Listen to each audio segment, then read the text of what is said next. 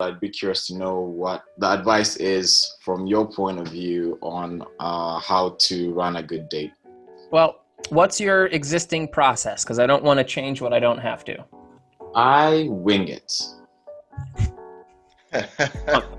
Spontaneous. So you have no process. I have no process. Well, number one, you want to have done your 4D relationships exercise. So the 4D relationships exercise gives you the questions that you are going to want to ask her in order to screen her for compatibility. But then there's also your disclaimer. The disclaimer is everything about yourself that might turn the girl off. You're going to want to tell her all of that in the first hour of the first date. Are you looking for casual or serious? Like, do you already know what you want from the relationship? If you do, you want to tell her that. You want to ask her what she's looking for. Do you, are you a workaholic? Are you an alcoholic? Are you whatever of an alcoholic? Like what, basically how much of your time is available to her? What are the things that other women have disliked about you that you want to find out that she doesn't have a problem with? And if there's anything that you want that might be counter to status quo expectations, you want to tell her, hey, this is not going to be like that, so don't expect that, right? You have to keep in mind that most people are thinking, if you don't say anything, if you don't call it out, if neither person says anything, they're assuming, oh, we're going to go on this date.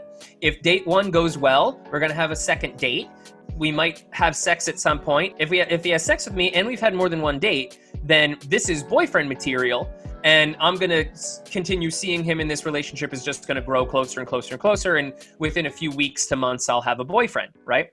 If that's not your plan, if that's not the plan you're interested in following, then you have to say up front, before sleeping with her, what the truth is.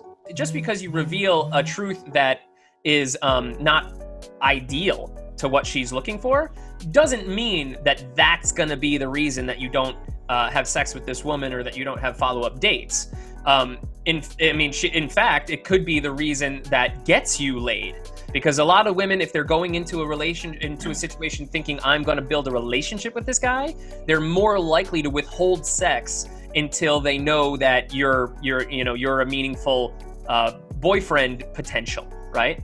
Yeah. But if instead, and this is a Johnny Saporno line, you be the man that doesn't count. You basically say, look, obviously, Kevin, it depends on what you're looking for. But if you're not looking for it to be someone's boyfriend, non-monogamy. What are you looking for? Non-monogamy, please. Non-monogamy. And do you mean non-monogamy the way I mean it, or do you just mean casual dating? Let me say casual dating till I figure it out, till I decide I don't want to do casual anymore.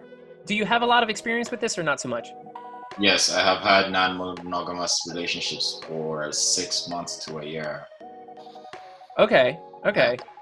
Yeah, okay. Well then that sounds like non-monogamy. I mean, when I was first getting into it, I said, yeah, I'm just experimenting with this. So I don't know, but I'll tell you right now, it's going to be a minimum of 2 years.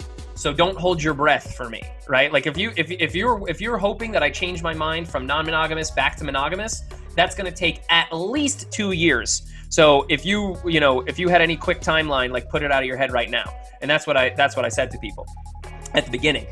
If you've had, a couple non-monogamous relationships, that's what you're looking for, then yeah, that's definitely a disclaimer material, and you can put it that way. And I think that when you tell people that you're non-monogamous versus just casually dating, I actually think this is better because it's so different from what people are used to that, like, curiosity helps you out.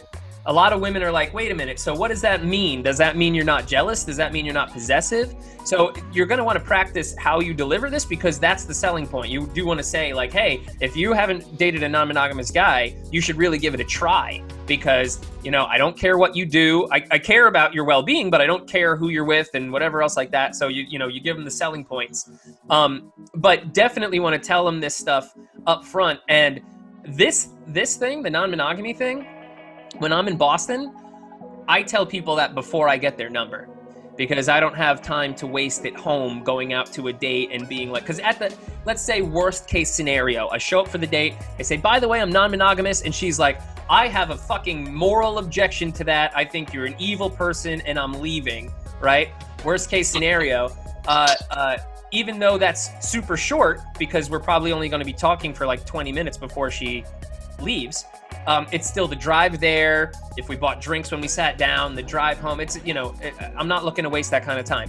When I'm traveling and all I have is time to kill, then I'll take that risk.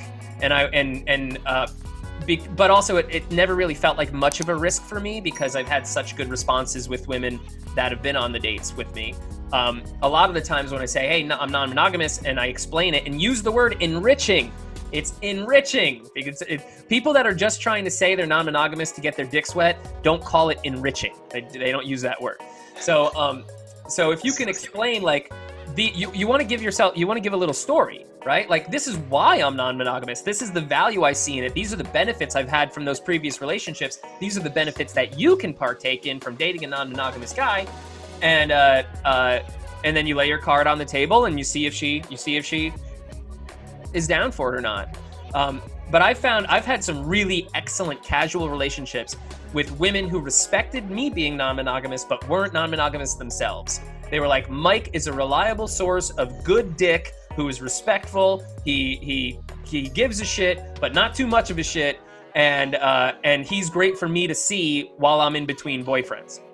Right? So that's the guy that you can be for the chicks who want to remain like a monogamous individual, but are happy with casual dating. Cool. I love that. Excellent.